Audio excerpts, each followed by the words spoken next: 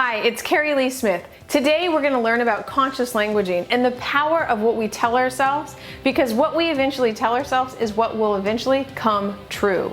So what you think and what you say eventually is going to be your reality. But here's the scary thing, is many people don't even know that they have a voice inside their head that are telling themselves negative things. It guilts them into guilt and shame and fear and frustration and sadness. Let me give you an example. Have you ever been walking down the street and you see some gorgeous person and you're like, gosh, I wish I looked like that. I'll never look like that. The guilt and the self-hatred that you're putting onto yourself and unkindness is not okay, because eventually we end up going down that road of not liking ourselves. What about when you go eat something and your mind tells you go eat it, and then all of a sudden it says no, don't eat it, yes, eat it, and your mind goes back and forth, and then you choose to eat it? And all of a sudden guilt comes in, like you don't deserve it, so you become undeserving. Our mind tells us all sorts of subliminal messages that we're not even aware of. So I created this framework called conscious language, so you can start taking control of your own language. Now I create a peace sign, and this is one area. So there's 3 areas in my peace sign. One is clarity. You got to be clear that you have an internal voice inside your mind. And 2, you got to have the choice to train the internal voice. Because like a dog, an untrained voice is an out of control dog that will bite you and eventually take advantage of you. So please be aware and be clear that you have a voice inside your head. Take the power and choose to train it. And in order for you to train it and to be able to make a difference in your life, you got to have consistency. And consistency is the key. Over the long term, this voice is going to start being trained, and all of a sudden it's going to be automatically positive. Just like a trained dog, it's difficult in the beginning. And then it gets easier and easier and easier, and all of a sudden it's automatically more positive.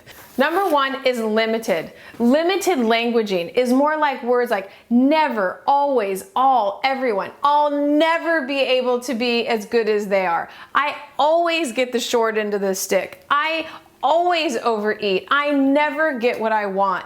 They don't ever see me for who I am.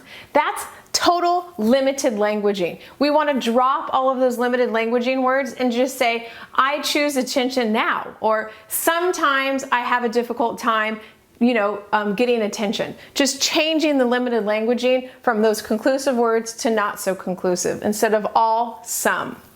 Number 2 is keep it positive. So for example, keeping it positive is, I can't do it yet.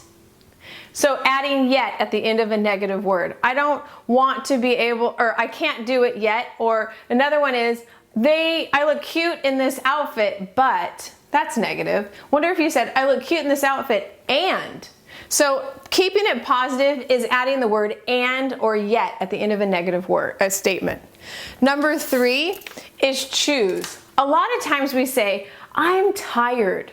Well, if you tell yourself I'm tired often, you know what? You will be tired more and more. So you can say, my body chooses rest, or my eyes choose to close. It's not an I am. So the choice, if you're going to say I am tired or I am overwhelmed, be careful, because eventually you will become that. So state clearly what's happening. I choose to stop because you're overwhelmed. My body chooses rest. So say what you choose, not what you are. Number 4 is ownership.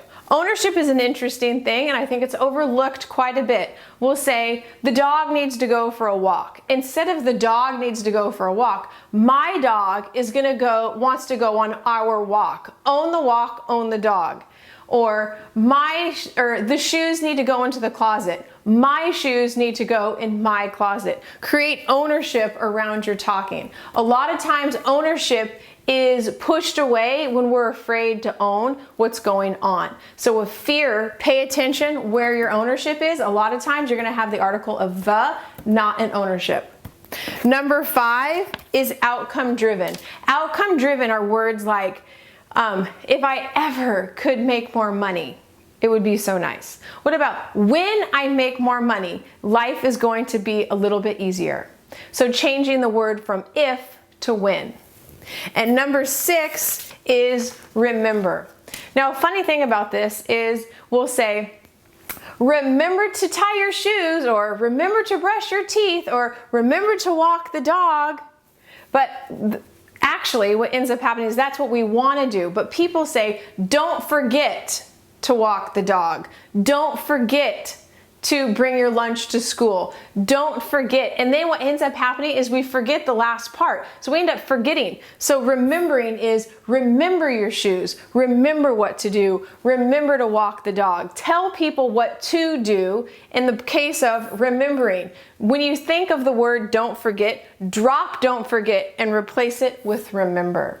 Now, when you start to train your internal dialogue with conscious languaging, all of a sudden your life will start to shift before you know it, because your internal dialogue is what dictates your current reality. And when you start to train it in a positive way, you will experience life in a more positive way.